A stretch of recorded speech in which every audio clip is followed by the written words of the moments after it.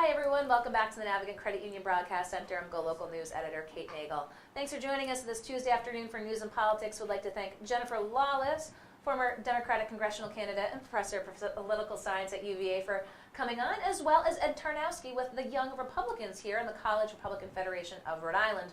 But we're going to talk about an event taking place tomorrow at the Rhode Island State House with Kelly Nevins with the Women's Fund of Rhode Island, a familiar face here in studio as one of a group of stakeholders that is going to be at the State House tomorrow, showing out in support of the Reproductive Health Care Act on the anniversary of Roe v. Wade, and in the release made a point of calling it the Roe Tunda. That's right, that's right. So tell us a little bit about tomorrow's event. So tomorrow's event is being joined by many, many partners in the community. We are all part of the Coalition for Reproductive Freedom. And truly, tomorrow is a celebration of the 46 years that we have had the ability to choose when and how to build our families. And it's also a way to show support for the record number of representatives and senators who have already signed on to the Reproductive Health Care Act of 2019 here in Rhode Island. We have several speakers. We've got, of course, our sponsors of the bills, and that includes Edie Agello and Gail Golden, Senator Gail Golden and Representative Edie Agello. They're both fantastic, and we're so thankful for them for putting forward this bill. We also have Hillary Levy-Friedman, who is the president of Rhode Island Now, National Organization of Women, talking.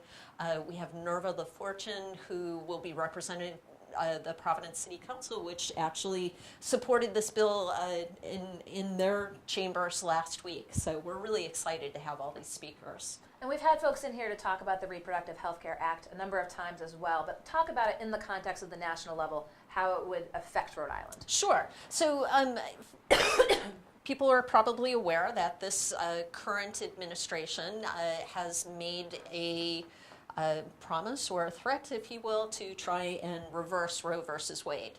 And with the confirmation and appointment of Supreme Court Justice Kavanaugh, we now have a Supreme Court that is leaning towards anti-abortion. And there are 18 cases that are coming up through the national courts, which have the potential to make it to the Supreme Court and possibly topple that particular Roe versus Wade. So here in Rhode Island, we want to make sure that those protections stay in place for Rhode Islanders. Again, the idea is that Rhode Islanders should have the right to choose when and how to build their families. It's economic, it's health. There are a variety of different reasons that this is really important.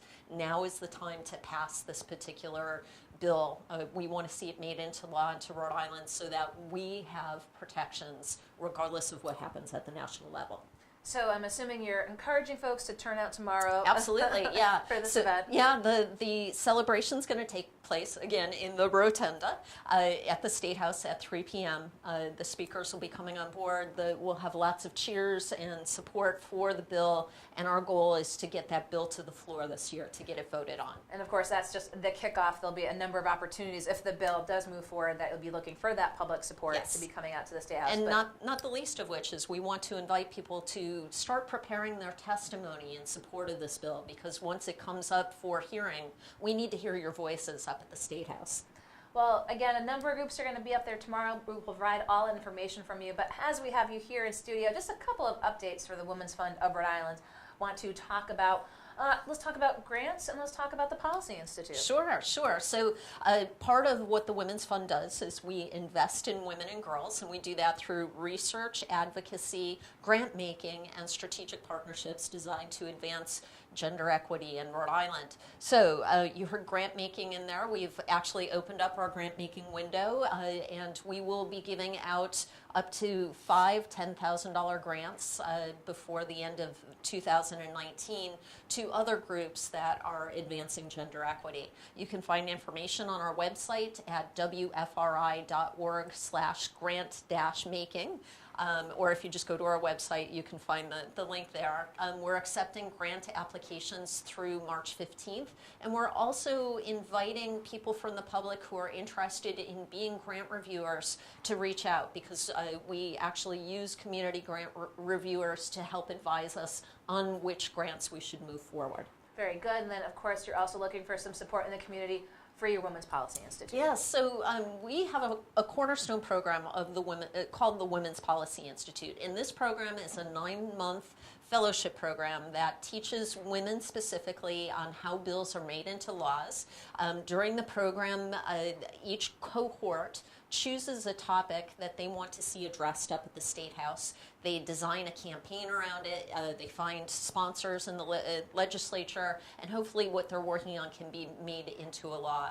Our most successful year for this was when we helped to pass the temporary caregiver insurance law, which made it possible for Rhode Islanders to get paid family time off to welcome a new child into their family or to care for a seriously ill loved one. We are in a major fundraising campaign where we have one matching grant by a local philanthropist who has agreed to give us $10,000 if we raise $20,000 for the program by the end of June. And we're about a quarter of the way there, and we are looking for community support for this.